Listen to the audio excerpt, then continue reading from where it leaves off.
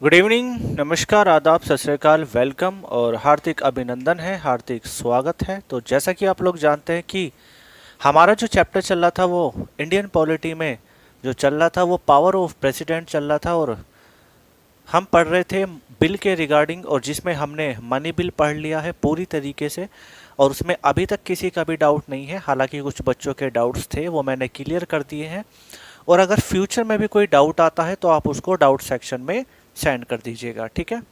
तो आज ही मेरा एक स्पेशल बैच लॉन्च हुआ है, हिस्ट्री स्पेशल 2, जिसकी क्लासेस सभी बच्चों को फ्री ऑफ कॉस्ट प्रोवाइड करा दी गई है। और जैसा कि आप लोग जानते हैं कि अभी 2 बैचेस और लॉन्च होंगे, उनकी भी क्लासेस मिल जाएगी, ठीक है। तो अगर हम बात करें ऑर्डिनरी बिल के बारे में, साधारण विधेयक के बारे में, तो हम सब जानते हैं कि साधारण विधेयक जो होता है वो एक इस टाइप का बिल होता है कि उसमें ना ही कोई भी फाइनेंशियल मैटर होगा, ना ही कोई जो है मनी बिल से रिलेटेड कोई मैटर होगा, और ना ही आपका अमेंडमेंट बिल से रिलेटेड कोई मैटर होगा। यानी कहने का मतलब ये है कि अगर हम बात करें मनी बिल के बारे में, मनी बिल, और एक बात करें फाइनेंस बिल, इन दोनों के मैटर को छोड़ करके जितने भी मैटर होते हैं, जितने भी विधेयक होते हैं, वो किसकी कैटेगरी में रखे जाते हैं? ऑर्डिनरी कैटेगरी में रखे जाते हैं, यानी कि वो साधारण विधेयक होते हैं। और हम सब जानते हैं कि ये हमारे आर्टिकल किस में है? आर्टिकल 107 में है, ठीक है, आर्टिकल 107। अब अगर हम बात करें साधारण विधेयक के बारे में, तो हम इसको किसी भी सदन में रख सकते हैं। इसके लिए कोई भी ऐसी जो है ऐसा कोई प्रोविज़न नहीं दिया गया है कि आप इसको लोकसभा में रखेंगे या आप इसको राज्यसभा में रखेंगे। तो हम इसके बारे में लिख सकते हैं कि this bill can be introduce in any house, in any house, यानी कि आप इसको बिल को किसी भी सदन में रख सकते हैं। और यहाँ पे हाउसेस का मतलब होगा चाहे वो लोकसभा हो और चाहे वो राज्यसभा हो, ठीक है। और आगे लिखेंगे without any recommendation of president, बिना राष्ट्रपति की सिफारिश के। यानी कि अगर हम ऑर्डिनरी बिल के बारे में बात करें तो ये एक ऐसा बिल है जिसको हम बिना राष्ट्रपति की परमिशन के या बिना किसी राष्ट्रपति की सिफारिश के हम इसको किसी भी सदन में रख सकते हैं, चाहे वो लोकसभा हो चाहे वो राज्यसभा हो। तो एग्जाम में पूछ लिया जाएगा कि बताइए जो हमारा ऑर्डिनरी बिल होता है वो उसमें कौन कौन से विधेयक होते हैं या वो क्या होता है। तो आप बताएंगे कि जितने भी हमारे मनी बिल और जितने भी हमारे फाइनेंस बिल होंगे, उनके जितने भी मैटर होंगे उनको छोड़ करके जितने भी जो मैटर होंगे वो मनी बिल से रिलेटेड, सॉरी, ऑर्डिनरी बिल से रिलेटेड होंगे, ठीक है। अब सपोज दैट कि हमने कुछ सब्जेक्ट पढ़े मनी बिल में, कुछ पढ़े फाइनेंस बिल में, तो कुछ ऐसे सब्जेक्ट भी तो होंगे जो उन दोनों की कैटेगरी में नहीं आते होंगे, तो वे जो सब्जेक्ट होंगे वो फिर ऑर्डिनरी बिल में आएंगे, ठीक है। तो फर्स्टली अगर हम बात करें कि इसमें किसी भी तरीके से कोई भी इंट्रोड्यूस की तो कोई ज़रूरत ही नहीं है, आप किसी भी सदन में रख सकते हैं। तो सपोज दैट मैंने इसको सबसे पहले रखा लोकसभा में, ठीक है, और लोकसभा से बिल ये क्या हो गया? पास हो गया। तो देन चूंकि हम सब जानते हैं कि किसी भी विधेयक को हमें संसद के तीनों अंगों से पास कराना होता है, जिसमें पहला अंग है लोकसभा, लोकसभा से पास हो गया है। उसके बाद ये बिल पहुंचेगा राज्यसभा, फिर ये राज्यसभा पहुंचेगा। जब ये राज्यसभा पहुंचेगा तो राज्यसभा को अगर इस पर कोई आपत्ति नहीं है तो वो भी इस बिल को पास कर देगी। तो देन ये बिल कहाँ चला जाएगा? राष्ट्रपति के पास। तो यहाँ पे कोई प्रॉब्लम ही क्रिएट नहीं हुई। लेकिन अगर राज्यसभा वालों को कोई भी इसमें इस बिल के किसी भी टॉपिक पे या किसी भी मैटर पे आपत्ति है तो वो इस बिल को रोक सकता है। कितने महीने के लिए? 6 महीने के लिए, मैक्सिमम बता रहा हूँ, ठीक है। अब अगर बिल को 6 महीने तक रोका जाता है तो यहाँ पे क्या होता है? यहाँ पे एक कंडीशन बन जाती है कॉन्फ्लिक्शन की, कॉन्फ्लिक्शन की कंडीशन बन जाती है, यानी कि एक विवाद की कंडीशन बन जाती है, विवाद की स्थिति बन जाती है। क्यों? क्योंकि अगर राज्यसभा इसको पास नहीं कर रही है, अपने पास रोक करके रख रही है, तो कहीं ना कहीं ये कोई ना कोई संशोधन की बात कर रहा होगा, कोई ना कोई बदलाव की बात कर रहा होगा, तभी तो इसने बिल को रोक के रखा। ठीक है, अब यहाँ पे जब कॉन्फ्लिक्शन हो गया तो इस कॉन्फ्लिक्शन को सोल्व करना पड़ेगा, सुलझाना पड़ेगा। तो इस कॉन्फ्लिक्शन को सोल्व करने के लिए क्या होता है, हमारा एक जॉइंट सेशन होता है। क्या होता है? Joint session. जॉइंट सेशन कह लीजिए, जॉइंट सिटिंग कह लीजिए, बात एक ही है। हमारा एक संयुक्त अधिवेशन होता है। क्या होता है? संयुक्त अधिवेशन। और इस संयुक्त अधिवेशन का जो आयोजन करता है या आयोजन किया जाता है वो बाय प्रेसिडेंट के द्वारा किया जाता है, राष्ट्रपति के द्वारा किया जाता है। और किसकी सलाह पे? तो हम सब जानते हैं कि एडवाइस ऑफ सेंट्रल गवर्नमेंट, यानी सेंट्रल गवर्नमेंट की सलाह पर इसका क्या किया जाता है, जो है इसको सेशन को लाया जाता है। और किस आर्टिकल के द्वारा? तो आर्टिकल होगा 108। और इसकी जो चेयरमैनशिप करता है, यानी कि जो अधिवेशन होगा इसकी जो चेयरमैनशिप करेगा, और हम सब जानते हैं इसकी चेयरमैनशिप स्पीकर ऑफ लोकसभा करेगा, स्पीकर ऑफ लोकसभा। ठीक है, और अगर बाय द वे कुछ रीजन की वजह से अगर ये लोकसभा स्पीकर अपने पद पे नहीं है तो देन इसकी जगह फिर आ जाएगा deputy speaker of Lok Sabha, deputy speaker of Lok Sabha. ठीक है, और अगर ये भी अवेलेबल नहीं है तो देन इसके बाद आएगा फिर डिप्टी चेयरमैन ऑफ राज्यसभा। ठीक है, डिप्टी चेयरमैन ऑफ राज्यसभा। अब लोगों के मन में एक डाउट आएगा कि यहाँ पे चेयरमैन नहीं कर सकता क्या, यानी राज्यसभा के जो चेयरमैन है क्या वो इसकी चेयरमैनशिप नहीं कर सकते? तो इसका जो आंसर होगा ना वो आपको आगे खुद पता चल जाएगा। ठीक है, यहाँ मैं एक्सप्लेन नहीं करूंगा, उस बात में मजा नहीं आएगा कि मैं यहाँ एक्सप्लेन कर दूं। कुछ चीजें ऐसी होती हैं जो आपको धीरे धीरे धीरे धीरे आप ऑटोमेटिकली उसको सीखते चलोगे। ठीक है, तो कॉपी कीजिए इसको फटाफट से। हाँ, एक चीज और कि जैसे मैंने यहाँ पे लिखा ऑर्डिनरी बिल के बारे में कि this bill can be introduce in any house of parliament, या एनी हाउस, ऐसा लिख लेते हैं इसको, in any house of parliament, of parliament है ना, ये ज्यादा अच्छा रहेगा, parliament, without any recommendation of या परमिशन ऑफ प्रेसिडेंट। ठीक है, अब यहां पे इस वर्ड का मतलब ये होता है कि आप इस बिल को किसी भी सदन में रख सकते हो बिना राष्ट्रपति की सिफारिश पे। ऐसा क्यों है? हम किसी भी सदन में क्यों रख पाते हैं? क्योंकि हम सब जानते हैं कि दोनों सदनों की पावर जो होती है इक्वल होती है, यानी कि equal power of both house, यानी कि इस बिल पे दोनों सदनों की बराबर शक्ति होती है। जितनी लोकसभा की पावर होगी उतनी राज्यसभा की पावर होगी। लेकिन अगर हम बात करें मनी बिल के रिगार्डिंग तो हम सब जानते हैं कि मनी बिल पे जो पावर होती है अल्टीमेट वो लोकसभा की होती है। ठीक है, तो इसमें तो मुझे लगता है कोई डाउट नहीं बनेगा। अब इसमें क्वेश्चन कैसे एग्जामिनर पूछेगा अब मैं आपको वो बताता हूं। ठीक है,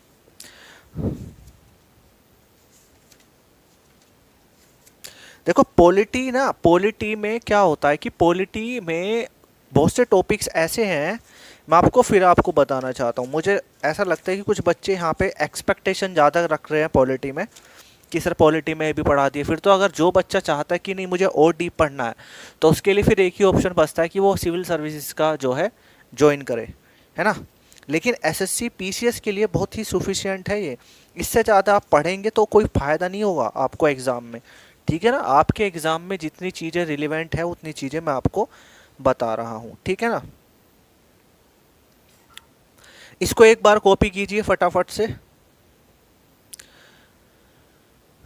चलिए भाई अब मैं इसको एक्सप्लेन कर देता हूँ। ठीक है, देखो एग्जाम में क्वेश्चन कैसे बनेंगे इसके ऊपर।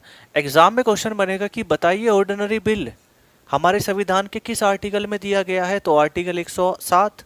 पूछ लेगा कि साधारण विधेयक को हम निम्न में से किस सदन में रख सकते हैं, तो पहला केवल लोकसभा, केवल राज्यसभा, ठीक है, या इनमें से कोई नहीं, या लोकसभा या राज्यसभा। तो आंसर होगा लोकसभा या राज्यसभा, किसी भी सदन में रख सकते हैं। पूछ लिया जाएगा कि बताइए इस बिल पर अल्टीमेट पावर किस सदन की होती है, तो आंसर होगा दोनों सदनों की। ठीक है, अगला क्वेश्चन पूछ लेगा कि बताइए अगर इस बिल पे कोई विवाद होगा तो क्या होगा, तो इस बिल के विवाद, अगर इस बिल पे कोई भी विवाद होता है, कोई भी कॉन्फ्लिक्शन पैदा होता है, तो उसके लिए जॉइंट सेशन रखा जाता है। पूछ लिया जाएगा कि जॉइंट सेशन किसके लिए, किसके द्वारा लाया जाएगा, तो राष्ट्रपति के द्वारा। किसकी सलाह पे, सेंट्रल गवर्नमेंट की सलाह पे। ठीक है, यहाँ पे मैं लिख देता हूँ सेंट्रल गवर्नमेंट की सलाह पे। ठीक है, पूछ लेगा कि बताइए जो कोई भी सदन है, इन दोनों में से कोई भी सदन है, चाहे वो लोकसभा हो या राज्यसभा हो, इस बिल को अधिकतम कितने समय तक रोक सकती है, तो अधिकतम 6 माह के लिए रोक सकती है। इससे ज्यादा कोई भी क्वेश्चन एग्जाम में नहीं बनता, पीसीएस में भी।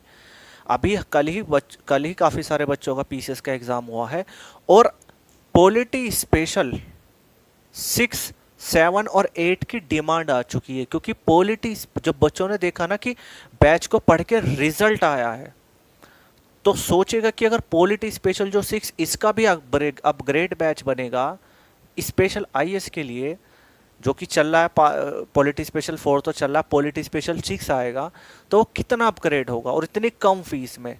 ठीक है, आप कभी पॉलिटी पढ़ के देखना ना, मुखर्जी नगर में ऑनलाइन भी पढ़ोगे तो ऑनलाइन भी लगभग 15 से 16 हज़ार रुपये की क्लासेस बैठती हैं, समझ रहे हो, और यहाँ केवल 800 रुपये में काम हो रहा है। और ज़्यादा से ज़्यादा कितने महीने का कोर्स है, अगर 6 महीने भी पढ़ दिया तो 8 छिंग कितना हो गया, 48, कितना हो गया, 8 छिंग 48 हो गया, यानी 5,000 रुपये मान लो सीधा सीधा। तो और क्या चाहिए, वो भी आप 5,000 रुपये भी टुकड़ियों में जा रहे हैं, और इससे सस्ता क्या होगा। ठीक है भाई, जो बच्चा आईएएस की तैयारी करता है उससे पूछ के देखना कभी कि कितना पैसा लगता है। चलिए भाई, तो ये क्लियर हुआ। अब मैं आपको यहाँ एक बात और बताता हूँ कि ये जो कॉन्फ्लिक्शन है, ये जो विवाद है, इसके ऊपर भी, सॉरी, ये जो जॉइंट सेशन है, इसके ऊपर भी एक जो है एक्सेप्शन है। एक्सेप्शन क्या है, क्योंकि हम सब जानते हैं कि अगर साधारण विधेयक पे कोई भी कॉन्फ्लिक्शन पैदा होता है तो उसके ऊपर एक कॉन्फ्लिक्शन पैदा होगा, यानी कि विवाद उत्पन्न होगा, और विवाद को सोल्व करने के लिए जॉइंट सेशन रखा जाएगा। और जॉइंट सेशन में क्या होगा, राष्ट्रपति दोनों सदनों को बैठा देगा आमने सामने और कहेगा कि भाई क्या समस्या है बिल पे, और जो भी समस्या होगी उसको शॉर्ट आउट करके उसको बिल को पास करा देंगे।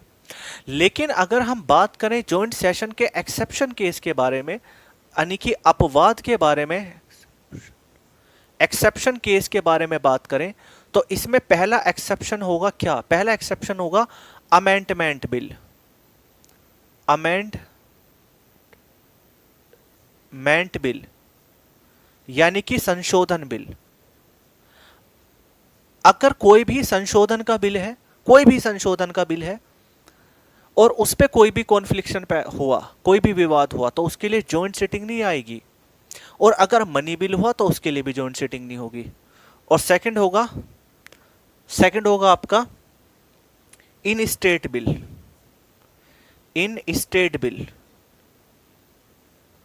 अगर कोई भी राज्य का विधेयक है, तो उस पे भी आपकी जॉइंट सिटिंग नहीं की जाएगी। ठीक है, ध्यान रखिएगा कि ये तो एक्सेप्शन केस है कि अगर कोई भी संशोधन बिल है तो उस पर भी जॉइंट सिटिंग नहीं होगी, और राज्य का कोई भी विधेयक है उस पर भी जॉइंट सिटिंग नहीं होती है, और मनी बिल पे भी जॉइंट सिटिंग नहीं होती है।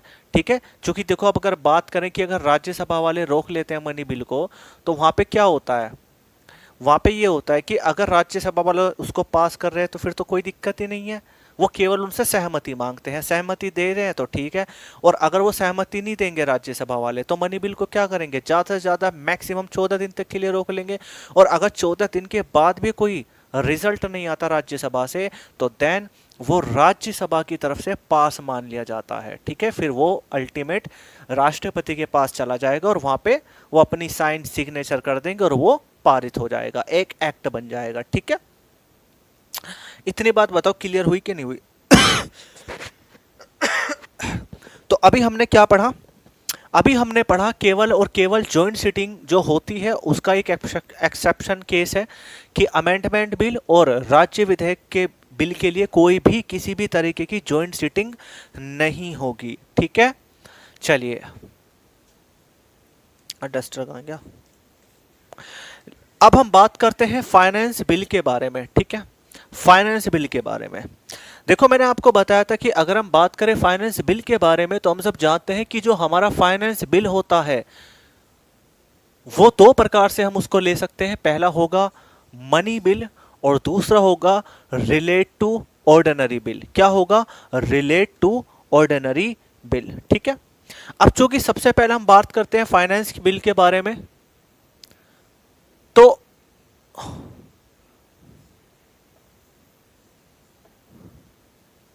वित्त विधेयक, अगर हम बात करें फाइनेंस बिल के बारे में तो हम सब जानते हैं ये हमारे संविधान के किस आर्टिकल में है? तो आर्टिकल होगा आपका कितना? आर्टिकल 117। और एक बात का विशेष ध्यान रखेंगे कि अगर आपको आर्टिकल याद है तो लगभग आप काफी सारी चीजें यहां पे सॉल्व कर पाएंगे, क्योंकि एग्जाम में ज्यादातर आर्टिकल पे के ऊपर भी क्वेश्चन पूछ ले जाते हैं। तो आपसे पूछा है कि बताइए फाइनेंस बिल क्या होगा, तो जितने भी फाइनेंस से रिलेटेड मैटर है, जैसे मान लीजिएगा कोई हमें खर्चे से रिलेटेड कोई भी बिल है, तो वो क्या होगा? एक तरीके से फाइनेंस बिल होगा। तो अब हमें इस बिल को पास कराना है, तो कैसे कैसे पास कराएंगे? तो देखो, सबसे पहले क्या होता है कि जो फाइनेंस बिल होता है ये एक प्रकार का रिलेट टू ऑर्डिनरी बिल होता है। रिलेट टू ऑर्डिनरी बिल होता है। ऑर्डिनरी बिल मतलब कहने का ये होगा कि ये जो बिल है ये है तो वित्त विधेयक, हम इसको रखेंगे तो फाइनेंस बिल की तरह, लेकिन ये जो पास होगा वो किसकी तरह होगा बताइए? यानी कहने का मतलब ये है कि ये जो बिल है ये बिल है तो एक प्रकार का विधेयक, वित्त विधेयक, लेकिन ये जो पास होगा ये एक तरीके से मनी बिल की तरह पास होता है। ठीक है, किसकी तरह पास होता है? मनी बिल की तरह। अब देखो कैसे। अब चूंकि ये जो फाइनेंस बिल है वो रिलेट टू ऑर्डिनरी बिल है, एक तरीके का साधारण विधेयक ही है, तो अब चूंकि हमें इसको पास कराना है तो सबसे पहले हमें क्या करना पड़ेगा? प्रेसिडेंट की सिफारिश लेनी पड़ेगी, यानी कि प्रेसिडेंट की हमें रिकमेंडेशन लेनी पड़ेगी। ठीक है, ले ली रिकमेंडेशन, यानी कि सिफारिश ले ली। अब उसके बाद इस बिल को आप रखा आपने लोकसभा में, लोकसभा से पास हुआ ये बिल, फिर आपने इसको रखा राज्यसभा। अब राज्यसभा में रखा, अब राज्यसभा वालों ने क्या किया? यहां पे इसको होल्ड पे रख दिया। ठीक है, अब यहां पे जब इसको होल्ड पे रख दिया तो क्या होगा? अगर राज्यसभा ने इसको होल्ड पे रखा तो क्या होगा? जाहिर सी बात है कॉन्फ्लिक्शन पैदा होगा। ठीक है, जब कॉन्फ्लिक्शन पैदा होगा तो उस कॉन्फ्लिक्शन को सोल्व करने के लिए हम क्या करेंगे? जॉइंट सेशन लेकर आएंगे। ठीक है, किसके द्वारा आएगा? राष्ट्रपति के द्वारा। किसकी सलाह पे? सेंट्रल गवर्नमेंट की सलाह पे। किस आर्टिकल के द्वारा? आर्टिकल 108 के द्वारा। ठीक है, इतनी बात बताओ समझ में आई कि नहीं आई?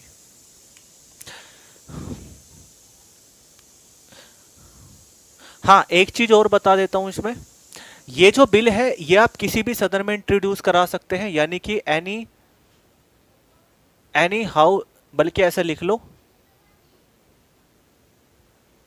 Introduce in any house. ठीक है, इंट्रोड्यूस इन एनी हाउस, किसी भी सदन में रखवा सकते हैं।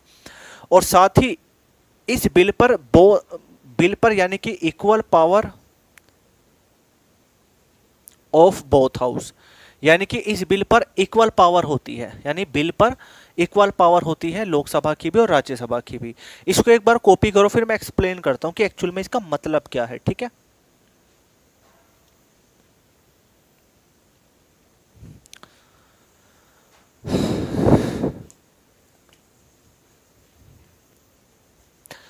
चलिए भाई, अब देखो ध्यान से समझना।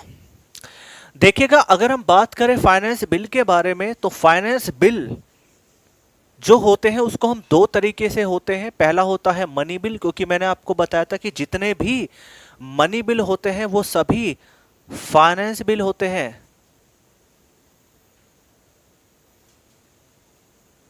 क्या होते हैं? फाइनेंस बिल होते हैं, लेकिन जो सभी फाइनेंस बिल होते हैं वो मनी बिल नहीं होते, यानी कि all money bill are finance bill but not a finance bill of a money bill. मतलब कहने का ये होगा कि कोई भी फाइनेंस बिल मनी बिल नहीं होगा। मतलब कहने का मतलब ये है कि सभी मनी बिल, सभी धन विधेयक वित्त विधेयक होते हैं, लेकिन सभी वित्त विधेयक धन विधेयक नहीं होते। तो फिर वे क्या होते हैं? वे होते हैं रिलेट टू ऑर्डिनरी बिल। तो हमने इसका एक पार्ट तो पढ़ लिया, मनी बिल। अब दूसरा पार्ट के रूप में हमने पढ़ा फाइनेंस बिल। अब चूंकि फाइनेंस बिल जो होता है वो रिलेट टू ऑर्डिनरी बिल होगा, ठीक है, तो हम इसको आर्टिकल 117 में रखेंगे और इंट्रोड्यूस इन एनी हाउस, किसी भी सदन में रख सकते हैं, चाहे वो लोकसभा हो चाहे वो राज्यसभा हो। दूसरी बात, अगर हम बात करें रिलेट टू ऑर्डिनरी के बिल के बारे में, तो यहाँ पे हम इसको राष्ट्रपति की सलाह पे रखेंगे। राष्ट्रपति की सलाह पे रखा, हमने इसको रखा सबसे पहले लोकसभा में, लोकसभा से ये पास हो गया। उसके बाद फिर हमने इसको रखा राज्यसभा में, राज्यसभा वालों ने इसको होल्ड पे डाल दिया। अब जब राज्यसभा ने इसको होल्ड पे डाल दिया तो क्या होगा, कॉन्फ्लिक्शन होगा। अब जब कॉन्फ्लिक्शन होगा तो उस कॉन्फ्लिक्शन को कैसे दूर किया जाएगा, जॉइंट सेशन के लिए, जॉइंट सेशन से दूर किया जाएगा, और वहां पे राष्ट्रपति दोनों मेंबर को बैठा देगा लोकसभा राज्यसभा के और कॉन्फ्लिक्शन दूर करा देगा, यानी विवाद उत्पन्न करा देगा। क्लियर है बात? तो कहने का मतलब ये होगा कि जो जॉइंट सेशन होता है वो मनी बिल के लिए नहीं होगा, आपका जो है अमेंडमेंट बिल के लिए नहीं होगा, कोई भी स्टेट का बिल होगा उसके लिए नहीं होगा, लेकिन ऑर्डिनरी बिल के लिए हो सकता है और फाइनेंस बिल के लिए भी हो सकता है। और फाइनेंस बिल भी कौन सा, रिलेट टू ऑर्डिनरी बिल। ठीक है, क्लियर हुई क्यों नहीं हुई बात? ये आपका कंप्लीट होता है बिल। अब लास्ट बिल बचा है आपका क्या, लास्ट बिल बचा है आपका अमेंडमेंट बिल, यानी कॉन्स्टिट्यूशनल अमेंडमेंट बिल। ठीक है, अब चूंकि ये जो कॉन्स्टिट्यूशनल अमेंडमेंट बिल है इसको हम थोड़ा सा कल समझेंगे, क्योंकि क्या हुआ यहाँ पे, अभी फिलहाल आप इतना पढ़िए, क्योंकि आज मैं आपको कुछ एमसीक्यूज करवाने वाला हूँ। चूंकि मुझे पता है आप कितने टैलेंटेड बच्चे हो, आप, मुझे पता है कुछ नहीं कर रहे घर पे, क्योंकि आपने कसम तो एक खा रखी है कि भाई सब कुछ हम तो पैसे दे रहे हैं, बस सर को 800 रुपये पर मंथ और सर से ही सारे काम कराएंगे। तो ठीक है भाई, कोई दिक्कत नहीं है, अगर आपने ऐसा सोच ही लिया है तो कोई दिक्कत नहीं, क्योंकि इसमें भी मेरा फ़ायदा है, क्योंकि कहीं ना कहीं मेरे भी कुछ चीज़ें और भी क्लियर होंगी और आपके तो होगी ही होगी। कहते हैं ना कि किसी भी चीज़ को अगर हम बार बार पढ़ते हैं तो उतनी ही ज़्यादा शार्प होती है, तो इसलिए तो मैं आपसे कहता हूँ, लेकिन आप सुनते ही नहीं बिल्कुल भी। खैर कोई दिक्कत नहीं, अब हम आज एमसीक्यूज क्वेश्चन करेंगे। ठीक है, तो मैं एक एक क्वेश्चन आपको बोल रहा हूँ और एक एक क्वेश्चन हम करना स्टार्ट करते हैं। ठीक है, चलिएगा भाई। तो मैंने यहाँ पे कुछ एमसीक्यूज लिए हैं, हालांकि मैं स्क्रीन पे तो नहीं लगवा सकता हूँ, लेकिन इसकी पूरी की पूरी पीडीएफ मैंने आपको दी है, आप उस पीडीएफ को ले लीजिएगा। आज हम टारगेट के जितने भी क्वेश्चन हैं, अपडेटेड क्वेश्चन हैं, वो सभी करेंगे और हर बीच बीच में एक एक क्लास में एक एक चैप्टर उठाते रहेंगे, जिससे कि हमारा लेवल अच्छा हो। ठीक है, चलिए पहले टारगेट को कंप्लीट कर लेते हैं। पहला क्वेश्चन राष्ट्रपति से रिलेटेड, क्योंकि हम बहुत दिन से पढ़ रहे हैं राष्ट्रपति, तो अब तो काफ़ी सारी चीज़ें हमें पता हो गई होंगी। पहला क्वेश्चन है कि भारत में राष्ट्रपति का निर्वाचन किस प्रकार होता है। क्वेश्चन नंबर 1 है कि भारत में राष्ट्रपति का निर्वाचन किस प्रकार होता है। तो ऑप्शन है प्रत्यक्ष रूप से, दूसरा राज्यसभा के सदस्यों के द्वारा, तीसरा लोकसभा के सदस्यों के द्वारा, या चौथा अप्रत्यक्ष मतदान के द्वारा। तो इसका जो राइट आंसर होगा वो क्या होगा, इसका राइट आंसर होगा क्या भाई, देखो प्रत्यक्ष रूप से तो है नहीं, डायरेक्ट तो होता नहीं है, लोकसभा और राज्यसभा के सदस्यों के द्वारा होता है, लेकिन यहाँ पे चूंकि और मेंबर भी बैठते हैं तो ये ऑप्शन में रखेंगे, तो लास्ट ऑप्शन बचता है अप्रत्यक्ष मतदान द्वारा। ठीक है, क्लियर हुई बात। क्वेश्चन नंबर 2,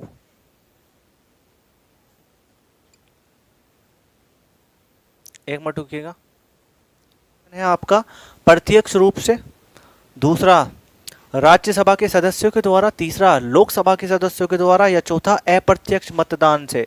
तो राइट आंसर है अप्रत्यक्ष मतदान से। ठीक है, क्वेश्चन नंबर नेक्स्ट है, भारत में राष्ट्रपति का चुनाव किया जाता है। फिर से वही क्वेश्चन आ गया, लेकिन यहाँ ऑप्शन चेंज है। पहला ऑप्शन है कि प्रत्यक्ष निर्वाचन के द्वारा, नहीं। एकल हस्तांतरणीय मत प्रणाली द्वारा, बिल्कुल राइट आंसर है, लेकिन फिर भी आगे देख लेते हैं। आनुपातिक मत प्रणाली द्वारा, नेवर। और खुला बैटल प्रणाली द्वारा, नहीं। क्वेश्चन नंबर 3 है, ये वे क्वेश्चन है जो प्रीवियस ईयर्स में पूछे गए हैं और इसकी पीडीएफ आपके पास अवेलेबल है। उसके बाद फिर मैं किस दिन घटना चक्र की करा दूंगा। ठीक है, चलिए नेक्स्ट क्वेश्चन है, भारत के राष्ट्रपति चुने जाते हैं, तो ये बताओ चुने कैसे जाते हैं। ऑप्शन से देखते हैं, पहला केवल राज्यसभा के सदस्य द्वारा, नहीं। दूसरा ऑप्शन है केवल लोकसभा के सदस्यों के द्वारा, नहीं।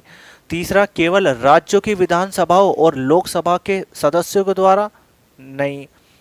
या राज्यसभा, लोकसभा और राज्यों की विधानसभाओं के निर्वाचित सदस्यों के द्वारा। तो ये राइट आंसर है।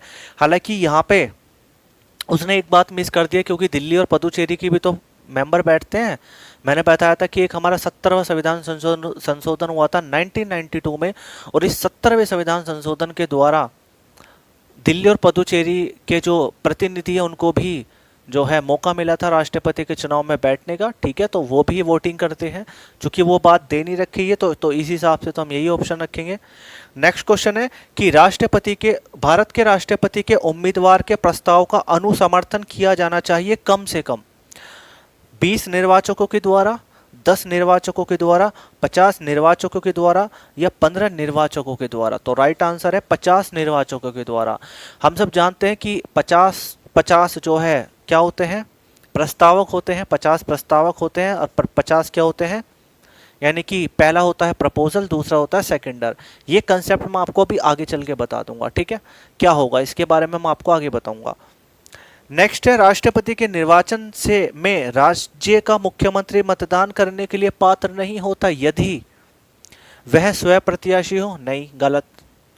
वह राज्य विधानमंडल के निचले सदन में अपना बहुमत सिद्ध करना शेष हो, कोई मतलब ही नहीं बनता अभी। वह राज्य विधानमंडल में उच्च सदन का सदस्य हो, नहीं।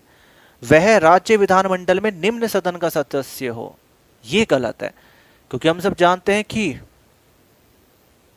238, सॉरी ये गलत है, ऊपर वाला सही है कि वह राज्य विधानमंडल में उच्च सदन का सदस्य हो, यानी कि विधान परिषद का। अगर कोई भी व्यक्ति विधान परिषद का सदस्य है तो देन वो राष्ट्रपति के चुनाव में पात्र करने के लिए योग्य नहीं होगा, यानी कि वो चुनाव में नहीं बैठेगा।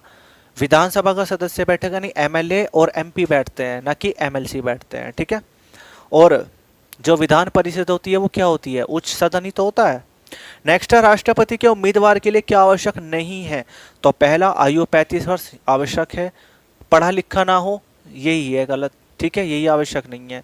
नेक्स्ट क्वेश्चन, एक सांसद अपने विधानसभा का सदस्य राष्ट्रपति निर्वाचित हो सकता है, परंतु एक सांसद अथवा विधानसभा का सदस्य राष्ट्रपति निर्वाचित हो सकता है, परंतु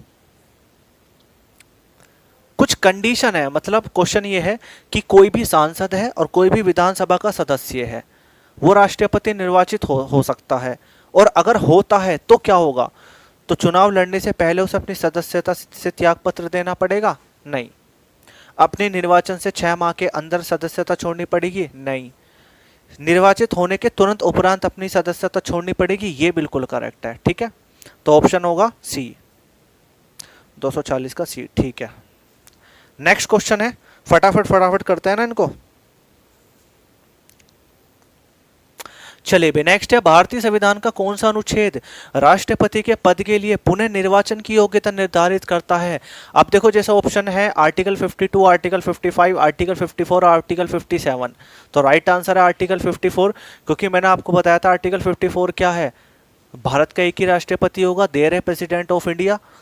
54 में क्या है बताओ जल्दी से, 54 में क्या है, 55 में क्या है। 55 में तो क्या है, manner of election of president, और 54 में क्या है, इलेक्शन ऑफ प्रेसिडेंट, और 57 में क्या है आपका, आप लोग जानते हैं क्या है, रीअपॉइंट है।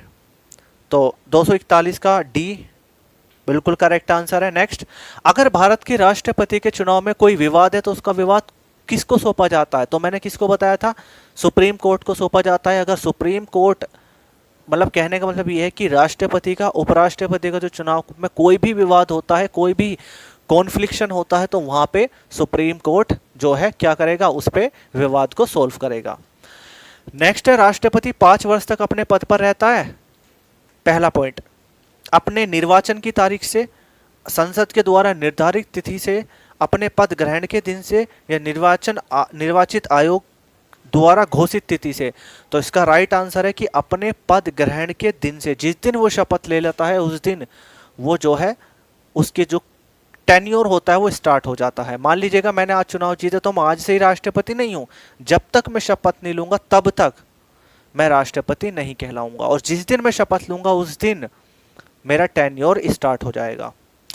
नेक्स्ट है, भारत के राष्ट्रपति अपना त्यागपत्र किसको संबोधित करके देते हैं? तो आपको पता है भारत के उपराष्ट्रपति को is known as vice president of India. लेकिन ऑप्शन देख लेते हैं, लोकसभा स्पीकर, प्रधानमंत्री, सर्वोच्च न्यायालय के मुख्य न्यायाधीश। तो राइट आंसर है उपराष्ट्रपति, 244 का बी बिल्कुल करेक्ट है। नेक्स्ट क्वेश्चन है, भारत के राष्ट्रपति को उसके पद से हटाया जा सकता है, तो किस पद्धति के द्वारा हटाया जा सकता है? तो आर्टिकल 61 यानी कि महाभियोग प्रक्रिया के द्वारा, और महाभियोग प्रक्रिया केवल और केवल भारत के राष्ट्रपति के लिए यूज होती है। ठीक है, क्लियर हुई बात? देखो जिस तरीके से मैंने, अब देखो मैंने भी तो ये चीज पढ़ी होंगी पॉलिटी में, यही तो पढ़ा है मैंने भी, और इस तरीके से देखो मैं पूरा टारगेट कैसे सोल्व कर रहा हूँ, और ऐसी आपको घटना चक्र करके दिखाऊंगा, और ऐसी हिस्ट्री, मैथ, रीजनिंग, ज्योग्राफी, सारी चीजें, तो आपको भी ऐसे ही सबको ट्राई करना है। ठीक है, चलो नेक्स्ट क्वेश्चन है, भारत के राष्ट्रपति को उसके पद से हटाया जाता है, तो हो गया। नेक्स्ट क्वेश्चन है, भारतीय संविधान के किस अनुच्छेद के तहत राष्ट्रपति पर महाभियोग चलाया जाता है? तो आप सब जानते हैं आर्टिकल 61, और मेरे साथ साथ बोलने से पहले आप अपना आंसर भी फिक्स कर लिया करें कि आपका आंसर क्या है। ठीक है, नेक्स्ट क्वेश्चन है, भारत के राष्ट्रपति को कार्य अवधि की समाप्ति से पहले भी पद से हटाया जा सकता है? तो बिल्कुल हटाया जा सकता है, लेकिन कैसे? दो ही तरीके हैं, नहीं एक ही तरीका है, महाभियोग की प्रक्रिया के द्वारा ही हटाया जा सकता है। और कैसे हटाओगे और कब हटाया जा सकता है? जब वॉयलेशन ऑफ द कॉन्स्टिट्यूशन यानी कि संविधान का उल्लंघन करे तो। ठीक है, ऑप्शन देखते हैं, पहला प्रधानमंत्री के द्वारा, गलत। न्यायालय में ट्रायल के द्वारा, गलत। सत्ताधारी राजनीतिक दल के द्वारा, गलत। और महाभियोग के द्वारा, राइट। नेक्स्ट, राष्ट्रपति पर महाभियोग का आरोप संसद के किस सदन के द्वारा लगाया जाता है? तो भैया किसी भी सदन के द्वारा लगा सकते हो, लोकसभा के भी और राज्यसभा के भी, लेकिन इसमें ऑप्शन है केवल लोकसभा, केवल राज्यसभा, उपयुक्त में से कोई नहीं, या संसद के किसी भी सदन के द्वारा। तो राइट आंसर होगा संसद के किसी भी सदन के द्वारा। नेक्स्ट क्वेश्चन है, निम्नलिखित में से भारत के राष्ट्रपति पर महाभियोग लगाने का अधिकार किसे है? ठीक है, तो भाई किसे है? संसद के दोनों सदनों को ही है, राइट बात है। राज्यसभा से भी आप अपील कर सकते हो, लोकसभा से भी कर सकते हो, यानी इनिशिएट आप राज्यसभा से भी कर सकते हो, लोकसभा से भी कर सकते हैं।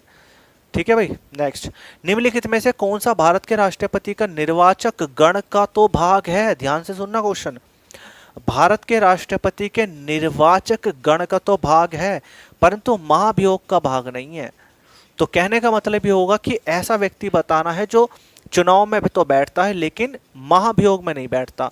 तो भाई देखो कौन होगा? लोकसभा नहीं, ये भी होता है, राज्यसभा ये भी होता है, एक सेकंड सॉरी, लोकसभा बिल्कुल होता है, राज्यसभा बिल्कुल होता है, राज्यों की विधान परिषद है या राज्यों की विधानसभा है? तो भैया राज्यों की विधान परिषद है, इसमें राइट आंसर है 250 का डी, बिल्कुल राज्यों की राज्यों की विधानसभा है। ठीक है, देखो चूंकि यहाँ पे थोड़ा सा कंफ्यूजन ये हुआ कि लोकसभा और राज्यसभा तो इलेक्शन में भी होती है और रिमूवल में भी होती है, लेकिन जो राज्यों की विधान परिषद है जो किसका अंग है? स्टेट लेजिस्लेचर का अंग है, और राज्य की विधानसभा वो भी स्टेट लेजिस्लेचर का अंग है। तो राज्य की जो विधानसभा है और राज्य की विधान परिषद है ये दोनों ही नहीं होती। तो कहने का मतलब ये होगा कि राज्य की विधान परिषद है और राज्य की विधानसभा है। पर लेकिन एक बात का विषय ध्यान रखिएगा, क्वेश्चन हमने एक बार दोबारा से पढ़ते हैं। उसने बोला कि भारत के राष्ट्रपति के निर्वाचक गण का तो भाग है परंतु महाभियोग का भाग नहीं है। तो बिल्कुल करेक्ट है, राज्यों की विधानसभा इसमें राइट आंसर होगा, बिकॉज ये राज्य की जो विधानसभा होती है चुनाव में तो बैठेगी राष्ट्रपति के चुनाव में, लेकिन रिमूवल में नहीं होगी। ठीक है, जबकि विधान परिषद के बारे में बात करें तो विधान परिषद तो ना इलेक्शन में होती ना रिमूवल में होती। ठीक है, और लोकसभा राज्यसभा तो दोनों में ही होती है। ये बातें मैं ये क्वेश्चन कराने का मेरा मेन मकसद जानते हो? मेरा मेन मकसद ये है कि जिससे कि जितनी पीछे की हमने पॉलिटी पढ़ी उसको रिवाइज कर सके एमसीक्यूज के तौर पे, और ये सारे के सारे क्वेश्चन एज ए पीडीएफ के तौर पे आपके पास हैं। अगर आपका बिजी शेड्यूल में से आपको टाइम मिले तो कर लीजिएगा। नेक्स्ट, भारत में राष्ट्रपति की मृत्यु, त्यागपत्र अथवा हटाए जाने पर पद में हुई रिक्त को भरने की समय सीमा क्या होगी? तो भाई राष्ट्रपति अगर हट जाता है तो हमें 6 महीने के भीतर चुनाव करा लेना होगा नए राष्ट्रपति का, तो आंसर 6 माह। नेक्स्ट, यदि मृत्यु, त्यागपत्र अथवा हटाए जाने की स्थिति में भारत के राष्ट्रपति का पद रिक्त हो जाए तो उस समय पदभार कौन संभालेगा? यानी कहने का मतलब यह है कि राष्ट्रपति की मृत्यु हो जाए, उसको पद से हटा दे, या फिर किसी भी तरीके से उसका पद खाली हो जाए तो वहां पे कौन बैठेगा? तो भैया प्रधानमंत्री तो नहीं बैठेगा। पहला ऑप्शन सुप्रीम कोर्ट का मुख्य न्यायाधीश बैठेगा, लेकिन वो सेकंड प्रीफर है उसकी, वो द्वितीय सेकंड नंबर पाएगा। उपराष्ट्रपति या उपयुक्त में से कोई नहीं। तो देखो इसमें आंसर तो दोनों सही है, उपराष्ट्रपति और सुप्रीम कोर्ट का मुख्य न्यायाधीश, लेकिन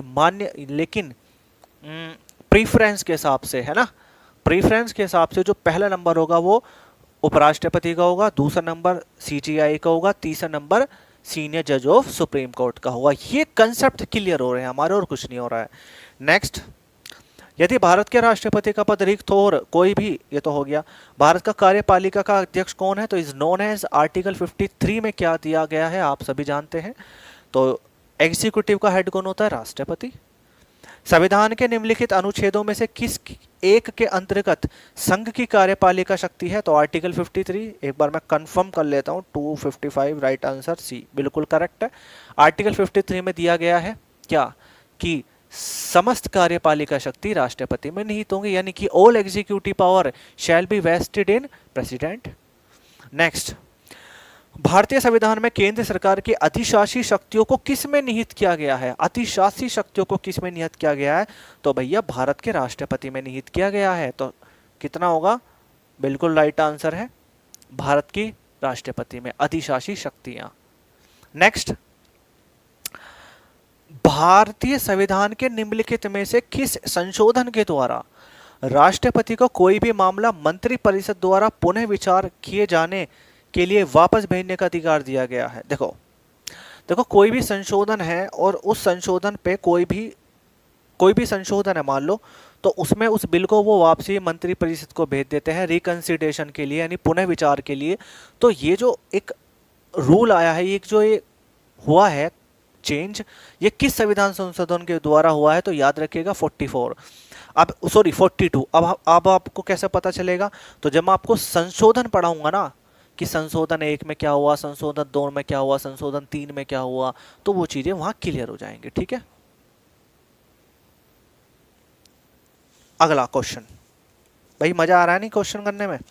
नेक्स्ट है, राष्ट्रपति लोकसभा को कब भंग कर सकते हैं? तो पहला क्वेश्चन है ऑप्शन है भारत के प्रधान न्यायाधीश की अनुशंसा पे, गलत। लोकसभा की अनुशंसा पे, गलत। केंद्रीय मंत्रिमंडल की अनुशंसा पे, राइट। और लास्ट है राज्यसभा की अनुशंसा पे, गलत। तो राइट आंसर है केंद्रीय मंत्रिमंडल की अनुशंसा पर। नेक्स्ट है, भारत के राष्ट्रपति की अनुशंसा पर लोकसभा को भंग कर सकते हैं कौन?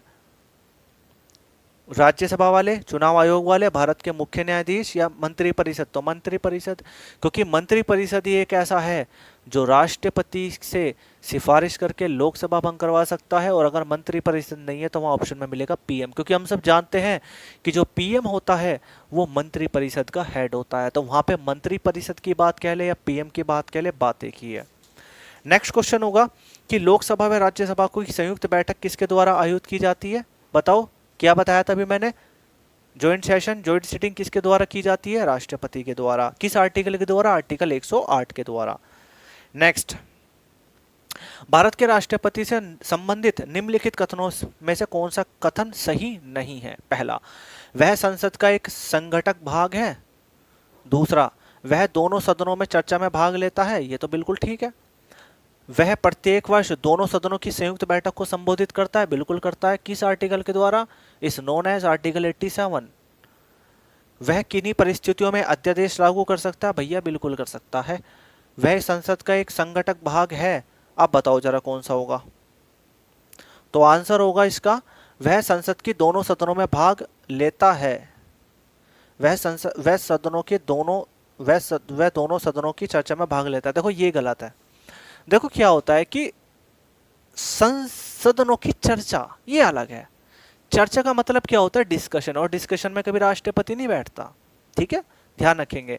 हाँ, अगर संबोधित करना है राष्ट्रपति को तो दोनों सदनों को संबोधित कर देगा। आर्टिकल 87 में विशेष जो है, विशेष भाषण के द्वारा। मैंने आपको बताया था ना, याद कीजिए, स्पेशल स्पेशल एड्रेस आर्टिकल 87, और मैंने आपको बताया था कि इसमें राष्ट्रपति सरकार के पहले सत्र को यानी कि समर सेशन को, और साथ ही सरकार का जो भी पहला सेशन होगा, चाहे वो विंटर हो, चाहे वो ग्रीष्म हो, चाहे वो आपका मानसून सेशन हो, उसको भी संबोधित करता है। ठीक है,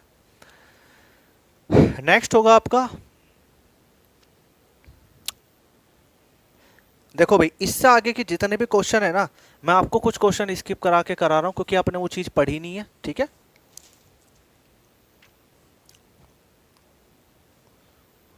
देखो भाई आज के लिए इतना रहने देता है ना, क्योंकि सारे क्वेश्चन ऐसे हैं जो आगे मैं आपको पढ़ाऊंगा, और अगर मैं आपको ये सारे क्वेश्चन अभी करा दूंगा तो थोड़ी सी प्रॉब्लम आएगी आपको। ठीक है, हम्म तो चूंकि घटना चक्र के हम लगभग सारे क्वेश्चन कर चुके हैं राष्ट्रपति से टॉपिक से रिलेटेड, अब हमें क्या काम करना है, अब हमें जब हम राष्ट्रपति कंप्लीट करेंगे, तो राष्ट्रपति कंप्लीट करने के बाद फिर हमारी जो अगली क्लास होगी उसमें हम कोई भी क्लास नहीं पढ़ेंगे, मतलब हम कुछ भी नया नहीं पढ़ेंगे, हम केवल घटना चक्र के सारे क्वेश्चन करेंगे और इसके घटना चक्र के एक बार रिवीजन करेंगे। अब देखो थोड़ा सा चेंजेस, हमें एक काम करेंगे, जैसे मान लीजिएगा कोई भी टॉपिक कंप्लीट हुआ, जैसे प्रेसिडेंट हमने टॉपिक को कंप्लीट किया, तो इसके साथ साथ हम इसके एमसीक्यूज भी करेंगे, और साथ में जो भी प्रीवियस पेपर्स होंगे, जो भी हमारे पिछले साल के जितने भी पॉलिटी के क्वेश्चन आए हैं वो सभी करेंगे, जिससे कि अब आपको इससे एक फ़ायदा होगा। पहला फ़ायदा कि आपको कोई भी प्रैक्टिस बैच नहीं लेना पड़ेगा, तो वहाँ 500-600 रुपये आपके बचेंगे। दूसरा फ़ायदा कि आपकी साथ साथ तैयारी चलती चलेगी, यानी कि आपको आगे ये नहीं होगा कि अरे पॉलिटी पढ़ लिया तो अब प्रैक्टिस भी करनी है, प्रैक्टिस भी और कंसेप्ट भी साथ साथ लेके चलेंगे। और तीसरा क्या होगा कि भैया आप लोग तो मुझे पता है कितना पढ़ते हो, ठीक है, रैंक मैं देखता हूँ कुछ बच्चे मुझे प्रॉमिस करते हैं कि सर हमारी अब की बार रैंक 1 आएगी, लेकिन आज तक उन गधों की रैंक 1 नहीं आई, और जो प्रॉमिस नहीं करते उनकी रैंक 1 आती है।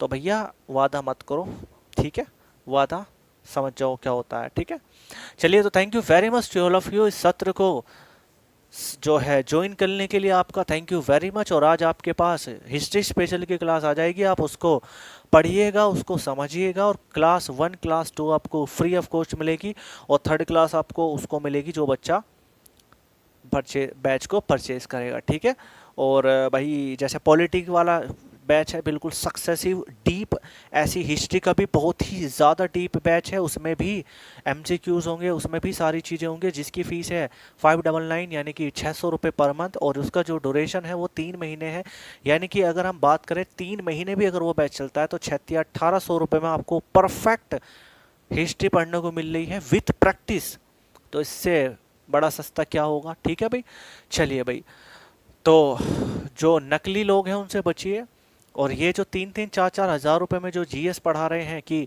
3,000 रुपये में पूरी जीएस, इन चीज़ों से बचिए, क्योंकि 3-4 हज़ार रुपये में जीएस नहीं होती है। अगर ढंग में आप जीएस करेंगे तो काफ़ी सारी चीज़ें हो जाती हैं उसमें, और एमसीक्यूज़ कीजिए, और इंग्लिश में भी पढ़िए, हिंदी में भी पढ़िए, क्योंकि बिकॉज मैं भी इतने कॉन्फिडेंस अब इसलिए कह पाता हूँ क्योंकि मेरे सारे क्वेश्चन यूपीएससी में, पीसीएस में, सिविल सर्विसेज में, एसएससी सीजीएल में सभी में लग रहे हैं, और बाकी उसका रिजल्ट भी मुझे बच्चे दे रहे हैं।